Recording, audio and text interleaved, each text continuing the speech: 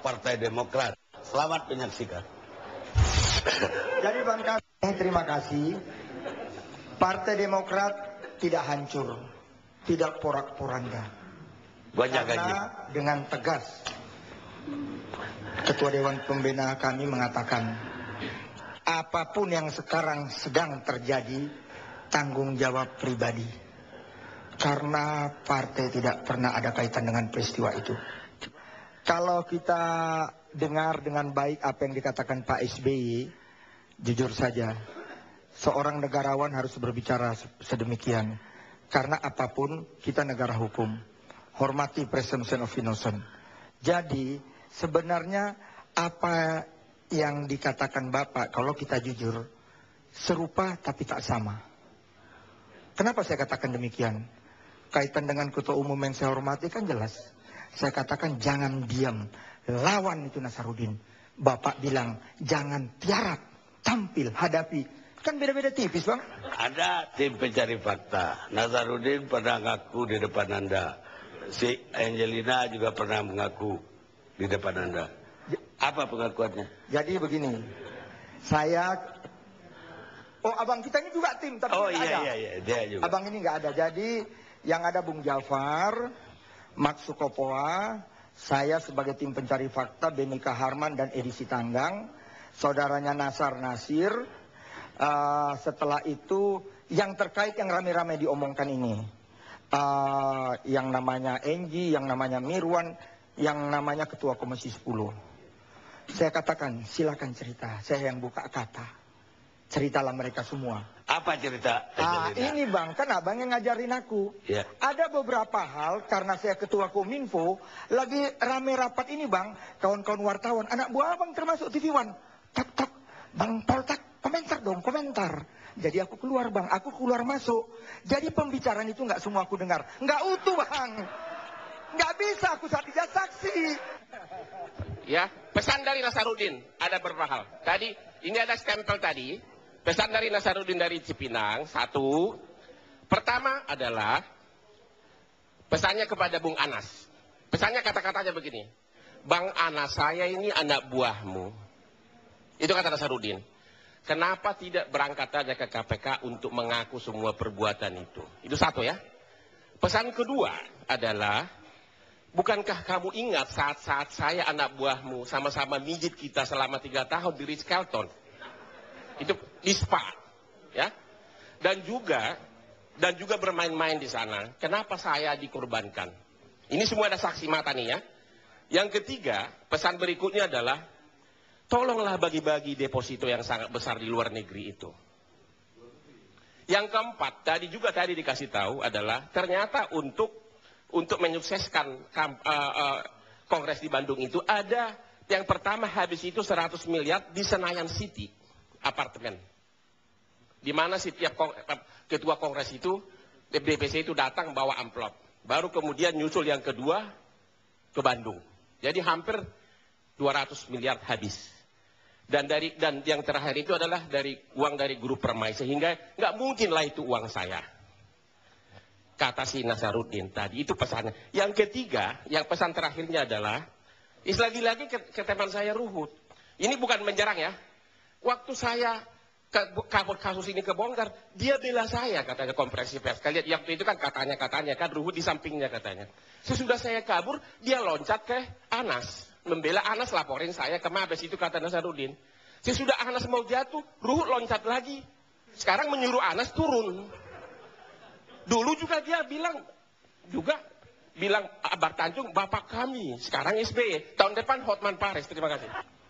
Apa saja tuduhannya Nasaruddin terhadap Angelina dan Anas? Yang pertama adalah bahwa Angelina itu menurut Nasaruddin adalah orangnya Anas, tangan kanannya. Oke?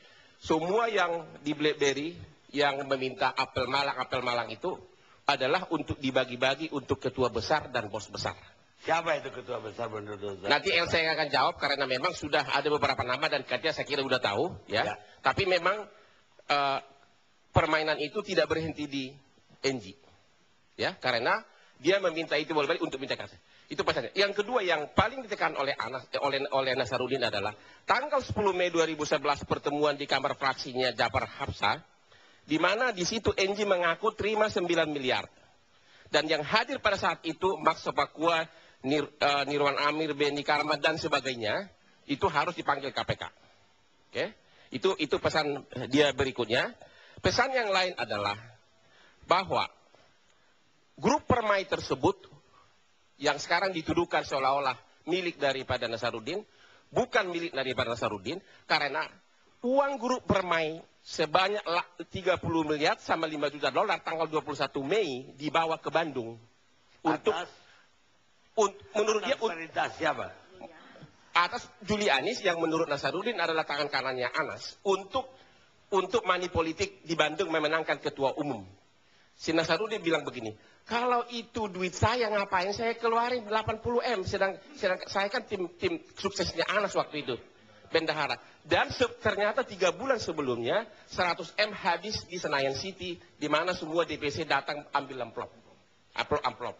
Jadi itulah, cuman pada saat Nasaruddin keluar negeri yang kabur itu, seluruh saksi sedemikian rupa sudah diatur sehingga semuanya menunjuk kepada Nasaruddin pemilik, padahal namanya dalam tidak akte. Dan padahal Rosa mengatakan sampai 2008 saya tahu Anas adalah atasan saya dan owner. Julianis mengatakan Anas menerima gaji, menerima gaji tiap bulan. Dan ini bolak-balik ini bisa dicek di lab Polri, yaitu jual beli saham dari Nasaruddin ke Anas, ada apa namanya ini? Cap jempol. Ada cap jempolnya Anas. Kalau memang Nasaruddin berbohong, ini tinggal dibawa ke Leprem dan laporkan Nasaruddin pencemaran nama baik. Karena ini dengan notaris. Selanjutnya Elsa. Kepada Elsa. Tapi kalau Nasaruddin, kalau Anas. Anas begini, kita lihat kalau Pak Anas kan bukan anggota DPR. Jadi? Ya kita lihat dari sisi penyuapan kepada Banggar. Kemudian pengelolaan uang-uang itu kan diatur membayar Banggar. Kemudian dari Banggar itu ada fee, dari perusahaan ada fee untuk balas jasa itu ya, karena dia memodali. Istilah dari perusahaan itu adalah belanja proyek atau menggiring proyek. Kalau dengarnya serem sekali ya, sehingga mereka mendapat uang itu berputar. Jadi proyek itu diada-adakan. Sebetulnya kita bilang itu merugikan negara ya, karena sekarang buktinya SEA Games itu kan Wisma Atlet dipakai berapa hari nyatanya bisa mangkrak gitu. Baik, pengacara Anas saya kasih kesempatan. Apa jawaban Anda terhadap tuduhan itu? Jadi saya ingin bicara pendapat saya ini ya Bang Karni soal Wisma Atlet. Kalau kita lihat dari perkembangannya sudah 10 saksi di persidangan Pak Nasaruddin. Tentu dari awal ya semua kita kan sampaikan. Tidak ada yang menghalangi KPK untuk memproses hukum. Tidak ada. Nah dalam konteks proses hukum, sedebu pun sebiji sawah pun saya tidak khawatir. Wisma Atlet. Beri saya waktu untuk menjelaskan. Pak Nasaruddin didakwa 3 pasal. 12B, 5 ayat 1, Junto 5 ayat 2. Yang ketiga pasal 12. Ya. Apa maksud dari dakwaan itu? Suap menyuap. Jadi ada orang yang didakwa karena jabatannya, karena kewenangannya, yaitu PNS atau penyelenggara negara, ya, dia tidak melakukan sesuatu atau melakukan sesuatu, ya, dia menerima, ya, dan dia ketahui bahwa itu karena, ya, jabatannya. Dalam konstruksi itu adalah ada orang yang mengupayakan PTDGI menang tender dalam Wisma Atlet, dalam pembangunan Wisma Atlet. Siapa dia? Dari 50 saksi dan 1 ahli, KPK berkesimpulan Pak Nasaruddin. Jadi dia didakwa atas dasar dia mengupayakan PT DGI memenangkan proyek pembangunan Wisma Atlet. Setelah menang PT DGI ini, ya, baru terima hadiah, janji, atau berupa uang. Itu konstruksinya. Mengapa saya tidak khawatir, Pak Anas, keterangan 10 orang saksi, ya, yang menyatakan, ya, ada keluar uang 20 M yang digunakan untuk memenangkan tender. Coba kita cek transkrip persidangan, ya.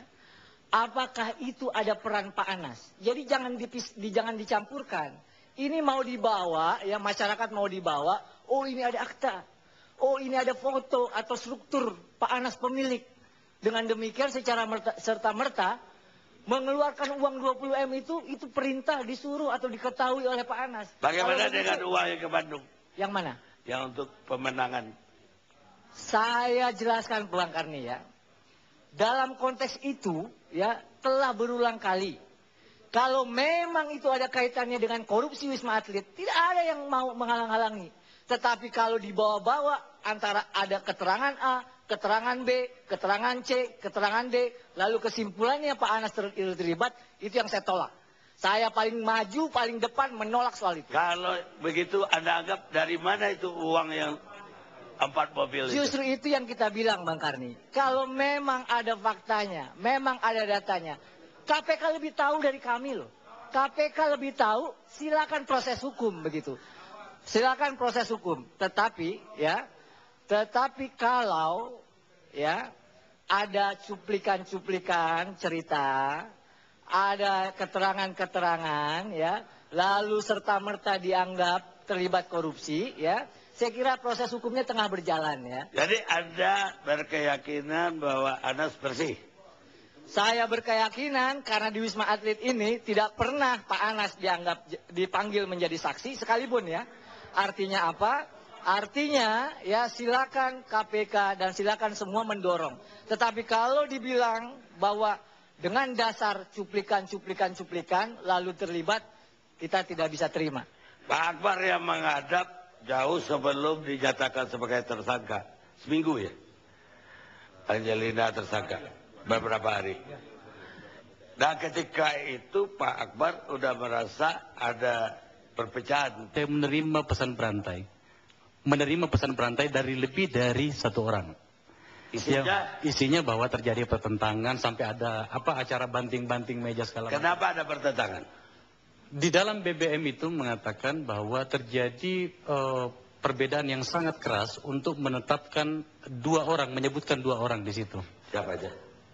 Menurut BBM itu Anas Urbaningrum dan Andi Malarangang. Menetapkan Sebagai Anas sama tersangka. Nah, setelah saya Andi Malarangang, setelah saya terima itu sebagai DPR yang memilih KPK dan itu baru berusia berapa hari, menurut saya ini kan sangat disayangkan. Saya mencoba mengecek ke dalam itu artinya ke pihak internal KPK.